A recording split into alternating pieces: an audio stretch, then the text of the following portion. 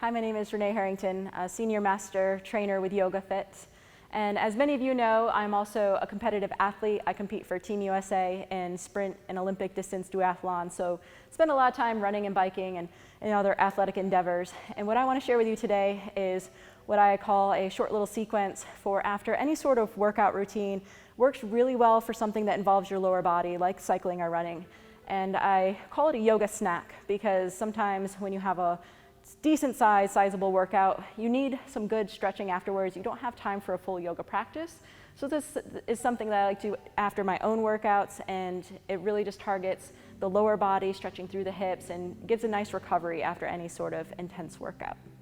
So as we come to the top of our mats, we're gonna inhale our arms all the way up to the sky, releasing down. Let's make our way into a downward facing dog. So first we wanna take an opportunity here to lengthen the back of the legs. Oftentimes when we're using our lower body, it's the glutes and the hamstrings that get really tight, so maybe we want to pedal our heels down to the mat. We're going to take ourselves through a little bit of a flowing standing sequence, flowing warrior sequence. Let's take the left foot to the top of the mat. We're going to open up into our warrior two. I like this because it allows us to open up the hips a little bit. We're not going to stay here too long because we've already done, the more intense workout. So let's now straighten up, reaching forward and down into triangle pose. Feeling as though we had that straight line, fingertip to fingertip. Maybe we have a wall behind. This is a nice one to, again, lengthen and stretch through the legs. As we release from here into our lunge, let's drop that back knee down and walk our hands to the inside part of our foot. This is what we call our low lizard's pose. We can stay here, maybe coming down all the way onto palms or all the way to forearms if we have that availability in our hips. We want to take that front foot, heel toeing it out just a little bit, allowing that knee to drop out, but still staying in line with the toes. As we reframe the front foot, let's take this front foot into air behind it for three-legged dog. As we now draw the leg back underneath and through into pigeon pose. Knee comes to wrist and then heel to opposite. As we first sit tall, allowing our hips to settle into the stretch. We can bring ourselves more forward and down, forearms onto the mat, maybe resting down even further if we have that availability in our hips. We can stay here for a breath or two. Again, that first initial mobility, maybe we want to find a little bit of movement in the body. As we press back up onto our palms, returning to our downward facing dog. Again, let's pedal through those feet. And now this time we'll take our right foot forward. Again, opening into our warrior two. And with our warrior two, we want that front toes and knees facing forward. Again, staying here for openness, really thinking about that knee spiraling outward towards the toe. Let's straighten up for that triangle pose, reaching forward and down. Eye gaze can be up to the sky or maybe down to the mat, whatever's most comfortable for our necks. Engaging strong through the core.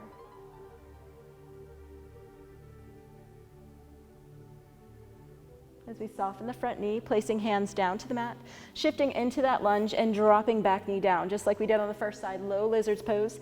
Hands walk to the inside part of the front foot. We maybe heel toe out a little bit, staying high or lowering down. Most importantly, just think about shoulders drawing down and away from the ears, maintaining openness through the chest.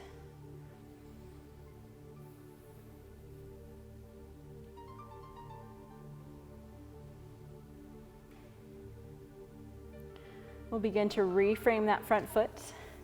As we lift up into our lunge, finding three-legged dog, strength of the glutes. I like this release because as you strengthen the glutes and then bring it back through, you get a little bit more of a release. So finding knee to wrist, heel to opposite hip, that pigeon pose. Again, starting lifted, and then as we feel our hips have begun to open, let's bring ourselves down onto the mat. Forearms, or maybe we can even rest down further with our forehead down to the mat.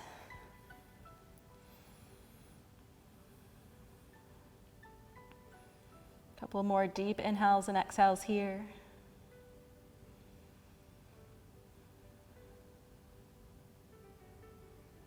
As we walk back up onto our palms, we're going to come into our downward facing dog.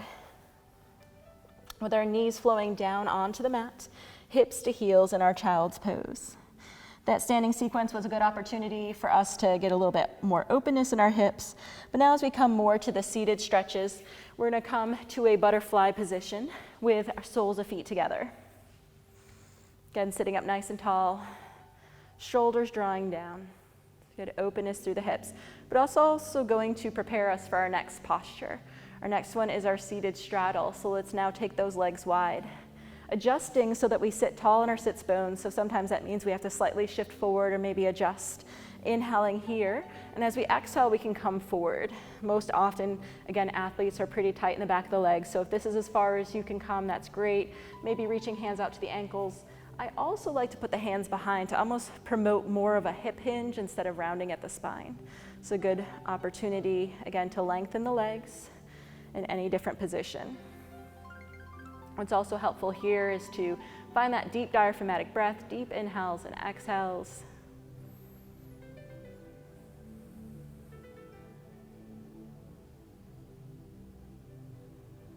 Let's maybe stay for another breath or two.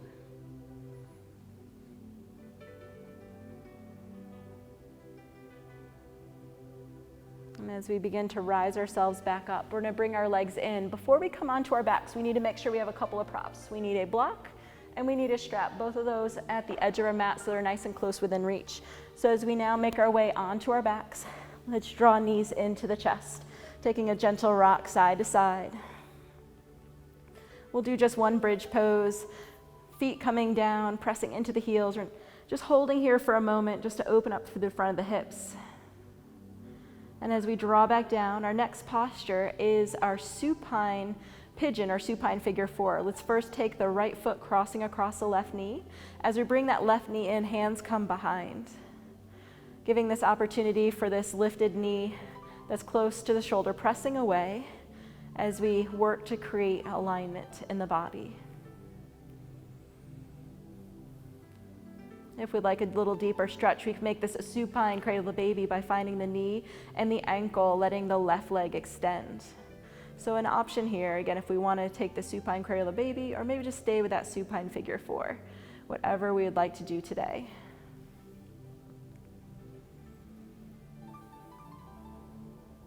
Let's release from this side so we can find the same on the other. This time lifting the left foot, crossing across the right knee, pulling the right knee into the chest, hands behind the thigh for that supine pigeon pose.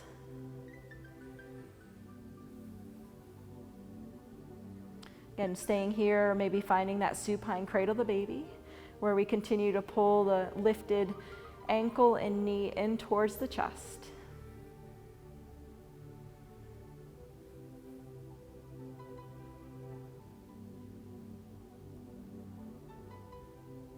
And if extended, drawing back into supine pigeon for an extra breath. And ultimately releasing back down to the mat.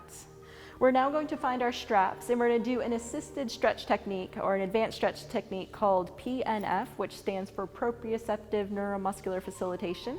So once we have our straps, let's find it on the bottom of the right foot.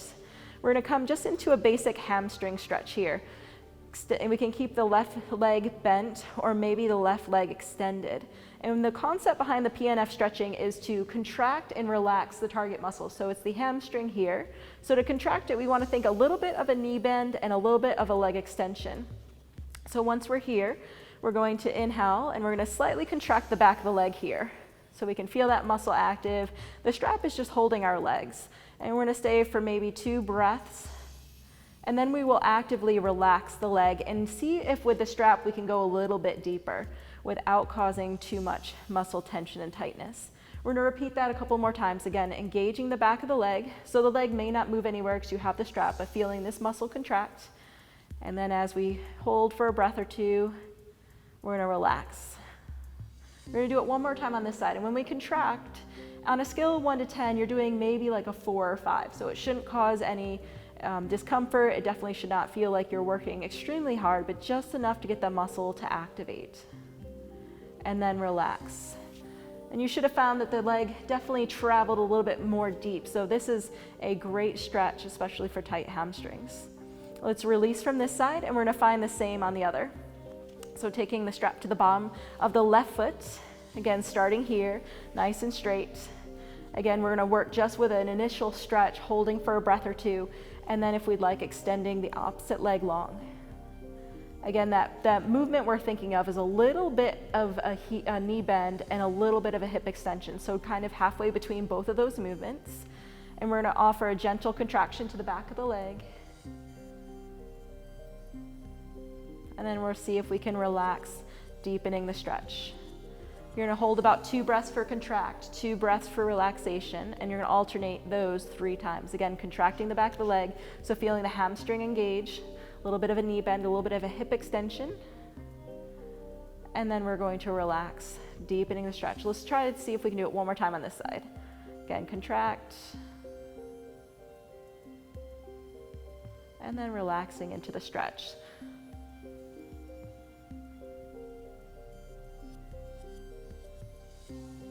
Let's release the strap from this side. Our final posture today is going to be restorative bridge. This is an excellent one for runners and cyclists because our hip flexors get so tight. So we're gonna find our blocks, lifting our hips up as in bridge pose. We're gonna slide the block so it comes just at the sacrum, which is the top of the glutes. So if we feel like we're on our low back, we definitely want that block to come down a little bit more. Starting on the lowest side of the block, we can stay here. Again, letting the hips relax into the stretch so our glutes don't have to do anything. This is definitely a restorative posture. We can stay here for a little bit more sensation, maybe extending the legs long. We also have the opportunity to extend the arms long for more of a full body stretch. Alternatively, if we do not want to be extended, we can always take the block to one of the higher sides, just slightly higher if we normally practice back bends and it feels comfortable.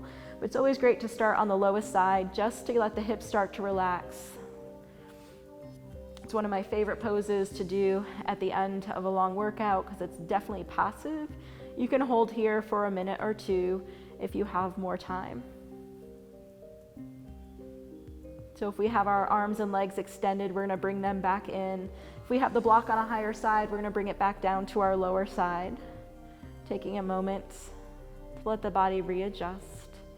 And as we press into our hips, or into our heels to lift the hips, the blocks will come out to the side. Let's gently place those hips down, allowing the spine to return to neutral.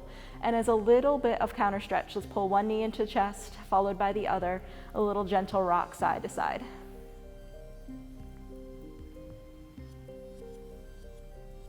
As we're ready, let's begin to make our way to a seated position